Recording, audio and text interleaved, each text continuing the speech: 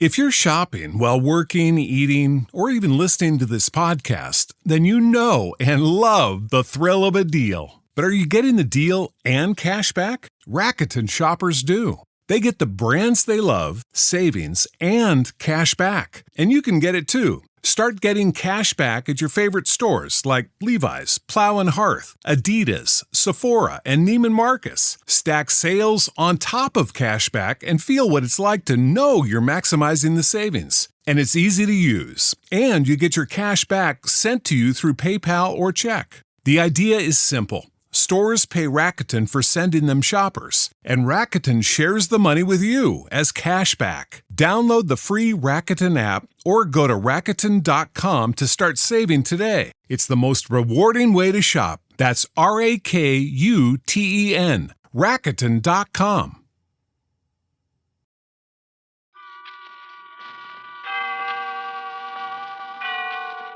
Autolite and its 96,000 dealers bring you Mr. Herbert Marshall in tonight's presentation of Suspense.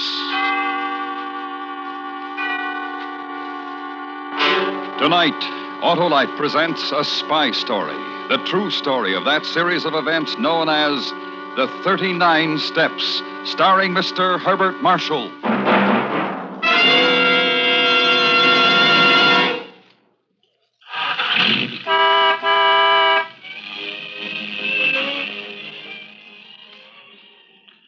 Oh, Harlow. Yes, Hap? What was that all about? Oh, I was just demonstrating the Autolite electrical system, Hap.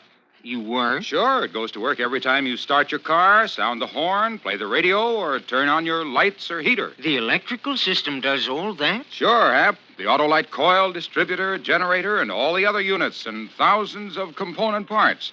They're all related by Autolite engineering design and manufacturing skill, and used as original factory equipment on many leading makes of our finest cars. So, friends, when your Autolite-equipped car needs replacement parts, insist on Autolite original factory parts.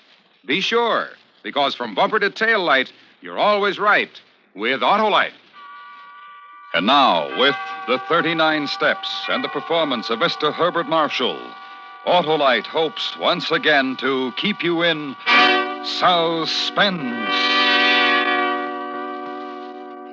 Of course, I realize these are trying times and all that. You have your worries about foreign spies and atomic secrets and the usual international rows. But don't get the wind up. You'll muddle through somehow, take my word for it. And I know whereof I speak. We had our troubles, too, in our day, you know. Jolly serious they seemed at the time, I can tell you. For instance, did you ever hear of the 39 Steps?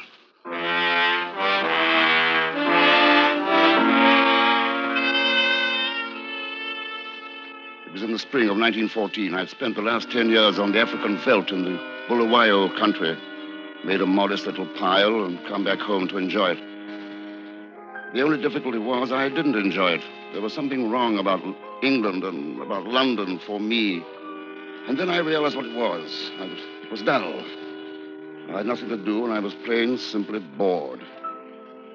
That is, I was until that memorable evening when I returned to my flat near Portland Place. It was the first floor front, and I was in the hall, fitting my key in the lock, when a little man with a bowler hat stepped out of the shadows from beyond the door to the next flat back. I saw that he was frightened.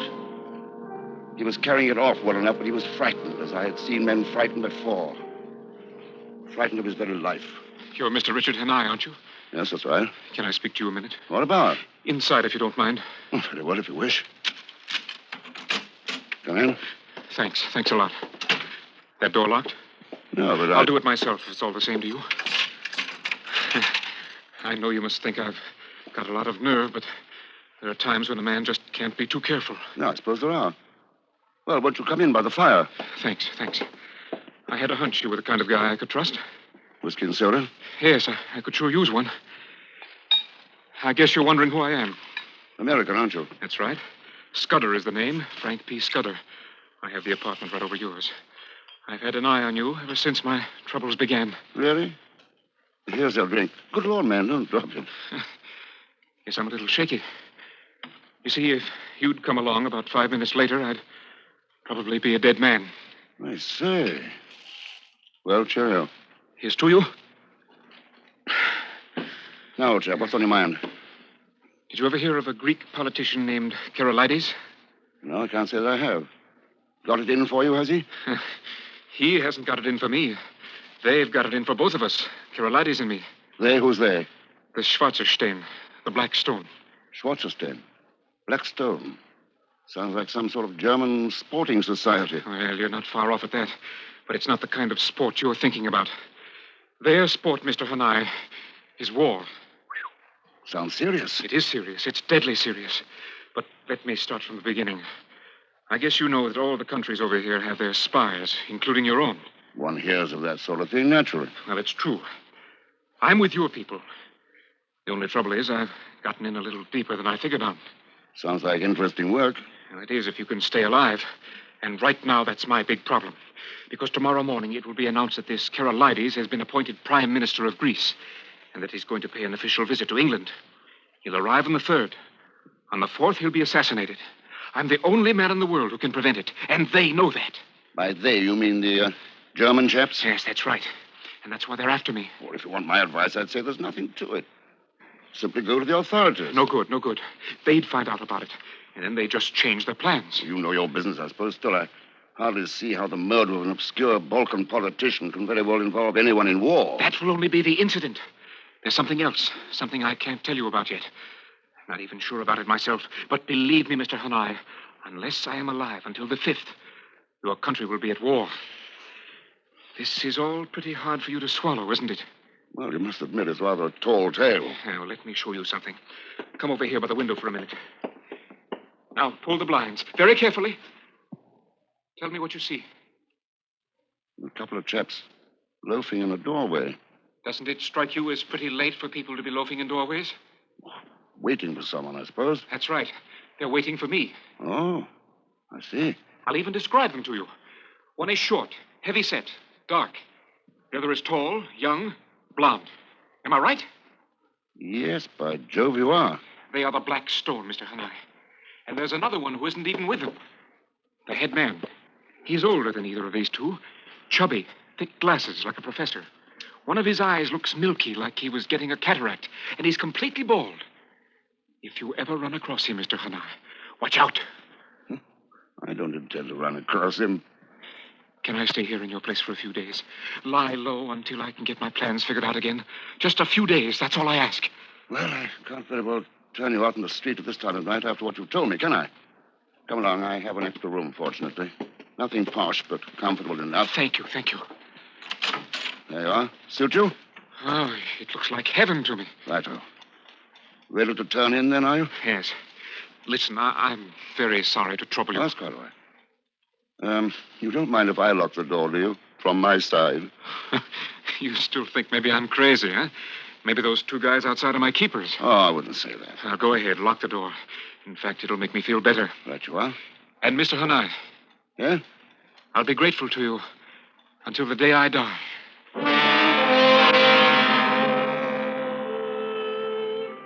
It was a queer sort of yarn. I didn't quite know what to make of it. As a matter of fact, I was more than half inclined to think the poor fellow was a bit balmy. But I wasn't so sure after I'd got my London Times at the front door next morning and had a look at the foreign page. Because there was a story about this Greek chap, Keralides, just as he told me. New Prime Minister planning a trip to England and all the rest. I went to Scudder's door and knocked. There was no answer, so I ventured to unlock the door and poke my head in. The shade was flapping at a wide-open window, which was natural enough. Americans are fiends for fresh air. But there was something else that was not at all natural. For Scudder lay sprawled on his side across the bed, his face white as a sheet, his mouth working as he tried to speak to me. Hanai! The steps. Scudder, what's the matter? Find the steps. Low tide. The 5th. The 39 steps. And then he rolled over on his face, quite dead. And I saw the knife. It was buried in his back to the hilt.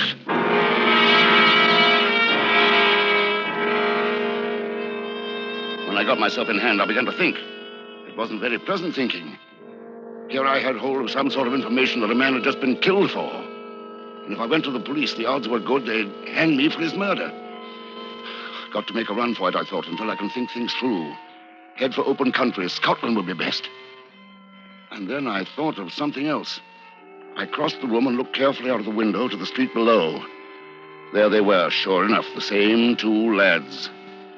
Not waiting for Scudder now, waiting for me. Suddenly, Scotland seemed a very long way off. And all at once, I heard the sound that was my inspiration, the milkman rattling his cans on the stairs outside my flat. I ran to the door and opened it. I say, my good man. Hi, morning, Governor. What's up? I'd like to have a word with you. What about? I'm late enough as it is. About making a sovereign for yourself. Step inside, will you? Oh, well, I'm not one to turn down good coin of the realm. What's the game? I want the loan of your cap and jacket and your milk cans for just 5 minutes. It's for a bet. Well, I don't know. I'll tell you what, if you could make it £2. Done. Here you are. Righto, I never saw I'm the man to spoil a bit of sport. Thanks. Now, all you have to do is to stay here until I get back. Right you are. Governor, pull the cap down a bit more. There you are. As proper a milkman as ever I see. Fine, now give me the cans. Right. And just wait here, understand? Right. Only 5 minutes now. Yeah, I'll be right back. And mind you, don't jostle that milk about. Oh, stop worrying and shut up. Well, all right, there's no need to get shirty. I opened the door and stepped out briskly onto the street. The two lads across the way looked at me sharply. But I kept on until I'd rounded the corner. It was only then I heard them coming after me. I tossed the milk cans over a wall and began to run. And I ran as I've never run before or since.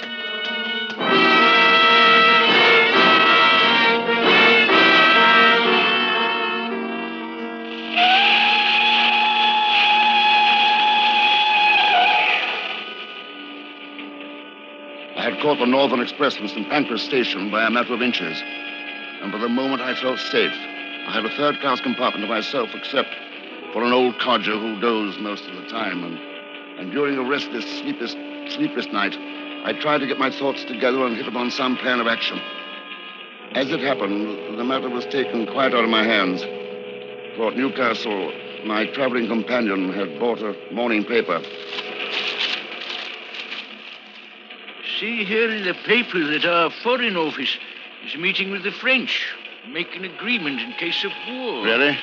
They're mapping out a plan of mutual defense, disposition of our fleet, all that sort of thing. Very wise, I should say. Mm-hmm. Oh, here's a jolly bit. Another murder. Murder? Some fellow named Hanai did in another chap with a knife. Have they found him? Not yet. The Portland Place murderer, they call him. Give the description.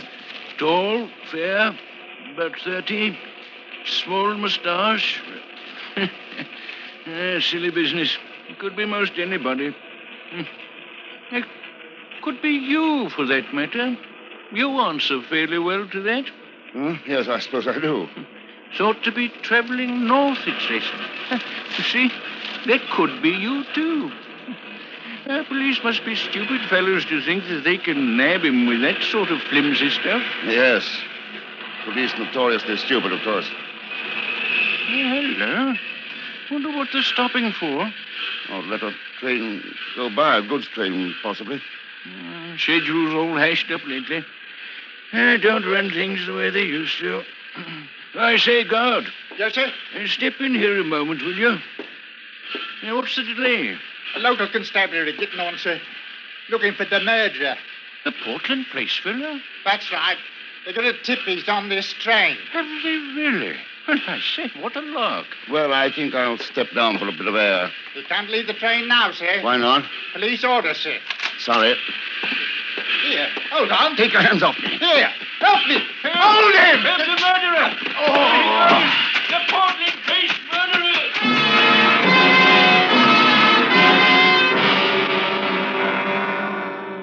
When I topped the rise of the moor, I saw they had men fanning out in every direction and would soon have me hopelessly surrounded.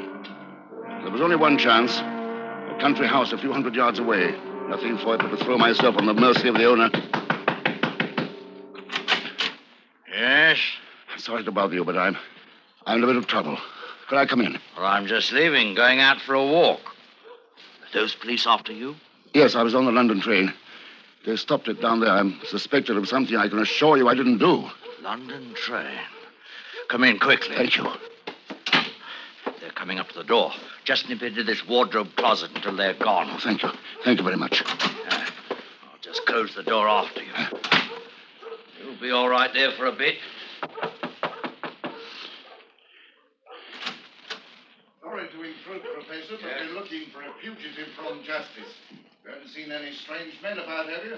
Oh, I can't say that I have. Don't like to be alarming, sir, but the man's a murderer and he's dangerous. Sure you'll find no murderers here. You're welcome to search the ground. Very good, sir. All right. You may come out now. Oh, thank you. I must say you did that beautifully, and I can't tell you how grateful I am. And I'm grateful to you, Mr. Hanai. You know who I am? Indeed, I do. And I would have turned you away if you hadn't been so persistent. Astute of me not to guess immediately, but in my wildest dreams, I wouldn't have hoped to catch you on my own doorstep. Catch me? Who are you? You don't know? I suppose that's because in your wildest nightmares, you wouldn't dream of walking right into my house. Or maybe it's this hat I'm wearing and the light's not too bright. One moment. There now, Mr. Hanai. Can you guess? I'd never seen him before, but Scudder had described him to a T. The head man of the Black Stone, chubby, thick glasses like a professor, completely bald. One of his eyes, milky. And I remembered Scudder saying, if you run across him, Mr. Hanai, watch out. Well, here I'd run across him sure enough. And while I was gathering my wits, I sensed something. There was someone behind me. I moved, but not in time. Something came down with a sickening crash on the back of my head, and I felt myself falling through black and bottomless infinity.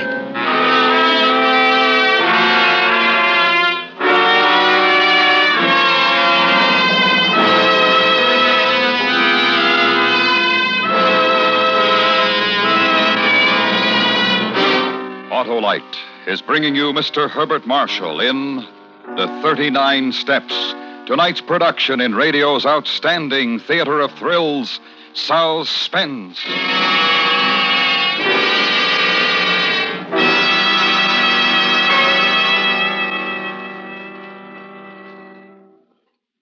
Well, Hap, how's the team? Oh, you mean our basketball team, Harlow? No. I mean the Autolite team in your Autolite-equipped car. That team of Autolite electrical system units, including the coil, distributor, generator, starting motor, and all their thousands of component parts.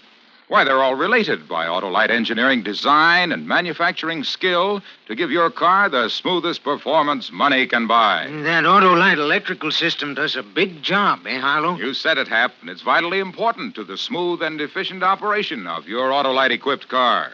Then I'm off to treat my car to a checkup at an Autolite service station. Right, Hap. And friends, visit your car dealer or nearest authorized Autolite service station.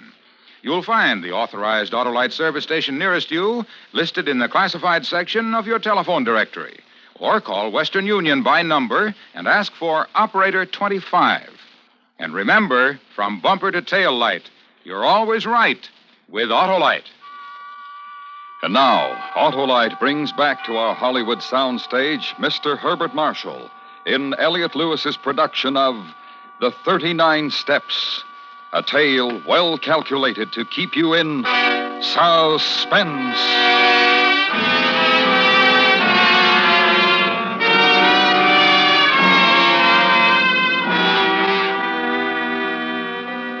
I came to my senses with a raging headache and found that I was locked in a sort of storage room with a heavy bolted door and barred windows. Climbing to the window, I saw that it was nearly dusk and that there was a powerful touring car sitting in the drive. I surmised that they were only waiting for dark to dispose of me permanently. But while I was taking mournful stock of my seemingly hopeless surroundings, I heard something that made my heart leap. Someone at the door.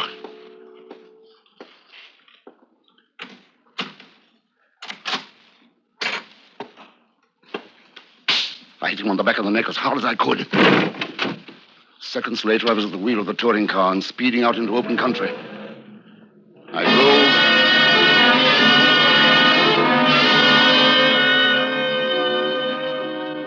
All night I drove on the white roads that ribbon the moor, circling, doubling, climbing. At dawn, I drove off the road into a narrow vale among tall fir trees, and I stayed there, hidden among the trees, till nearly dusk.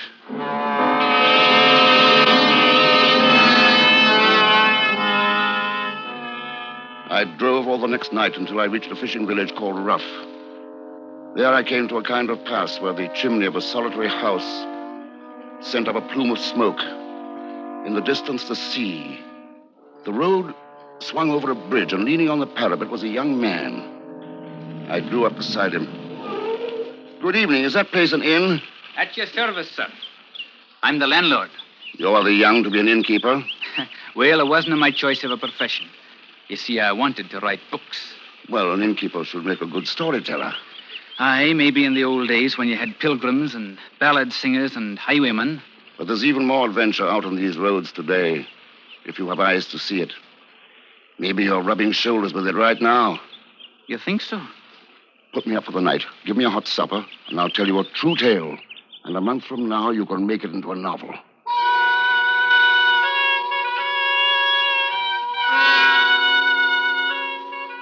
Well, I pitched him a lovely yarn. I altered details, but I put in some of the truth. Told him I was a mining magnate from Kimberley who had crossed a gang of cutthroats. I told him they'd chased me across the ocean, killed my best friend in Portland Place, and now they were on my tracks. And on top of that, the police thought I had done the killing. He believed every word. He was young, but he was the man I needed. He told me I could stay as long as I liked, and nobody would know. And the only pay he wanted was more stories about my adventures. So, 2 pleasant days went by. I stayed in my room, ate in my room, and I began to breathe easier. No sign of the Black Stone, and no more alarming news in the papers about the Portland Place murder. Then one night... 23 pages of newsprint and not a story in all of it. Oh? Politics is all. Assassins. Shot some Greek chap in London, Carolides. Carolides? Just as Scudder said. You know him? Oh, no, I've heard about him. And look here, defense packs. Meetings between us and the French. Just gives those silly Frenchmen an excuse for a trip. Did you see their picture in the London paper I brought back this afternoon? I didn't notice it, no. Oh, I have it over here on the desk. There's a picture of them going into the final meeting. I never saw such an idiotic-looking crew in my life. Here. That one with his little mustache, looking like he smells something bad. And that young slim one there, rolling his eyes for the ladies, I'll bet. And look at that chubby chap with the thick glasses. He looks blind in one eye. What? Whatever's the matter, sir? You look like you just caught sight of Beelzebub.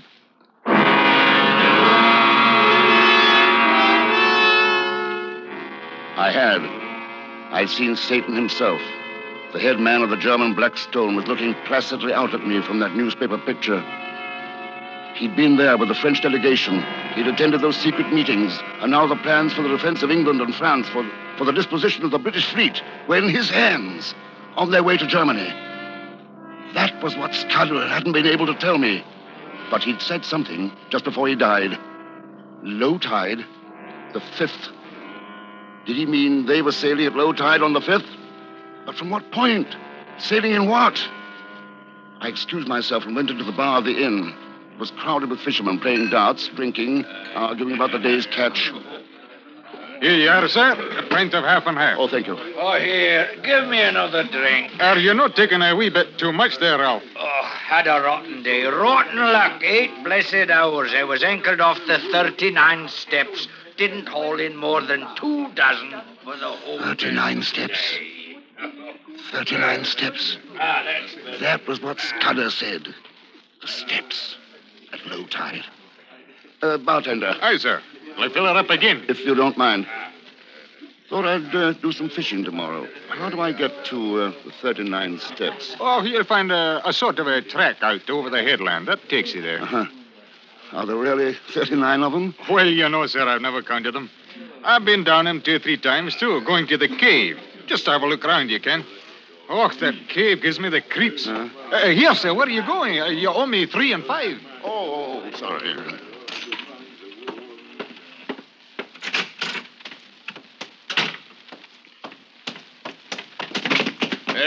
What's your big hurry, my boy? Sorry, officer. Haven't seen you around Rupp before. Here, let me take a look. No, some other time. Hey, you look a lot like that fella they're after. Portland Place murderer, they call him. You just come along with me. Wait! You won't get away! The murderer! It's the murderer! He was older and heavier than I, so I outdistanced him easily enough. But it was only a question of time. I had to work fast. Find the steps. Find where they led. I ran all the way to the edge of the headland, overlooking the sea. The sky was overcast, and it was dark as my pocket. I stumbled along, barking my shins on rock and scratching my face and hands in the gorse. Then I found them. Narrow steps carved in the face of the cliff, leading down. I felt my way along the rock wall, going down step by step. They led into the cliff itself. I counted them as I went. 35, 36, 37, 38, 39.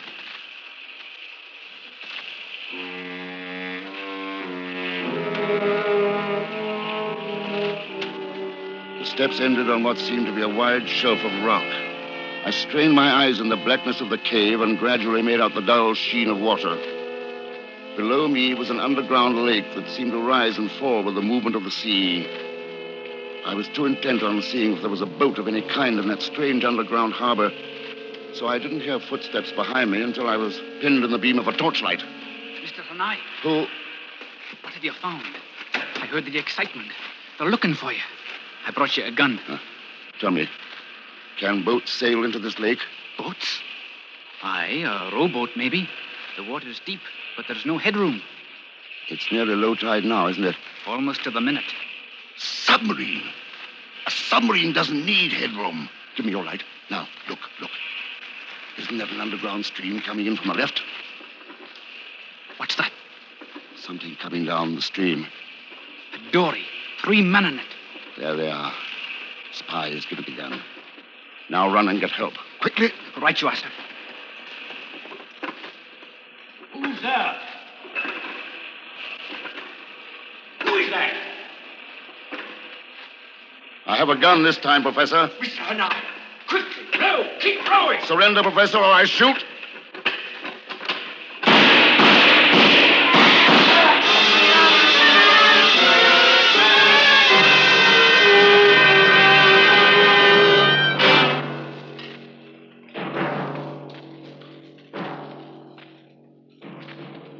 Seven weeks later, as all the world knows, we were at war.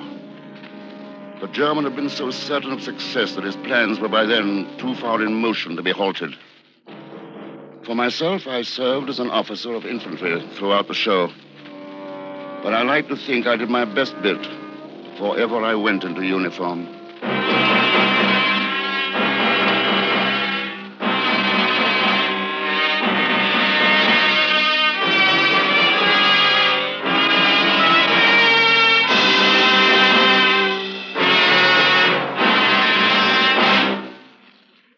Suspense, presented by Autolite. Tonight's star, Mr. Herbert Marshall.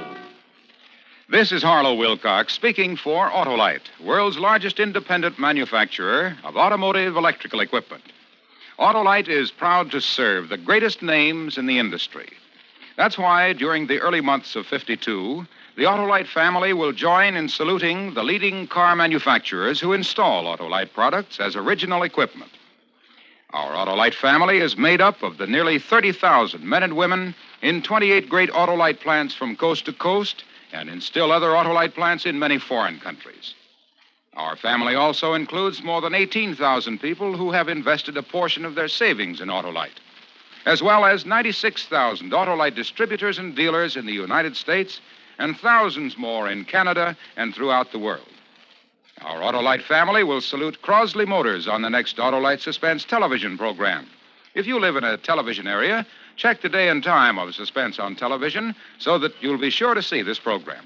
And remember, be with us next week for another thrilling Autolite Suspense program on radio.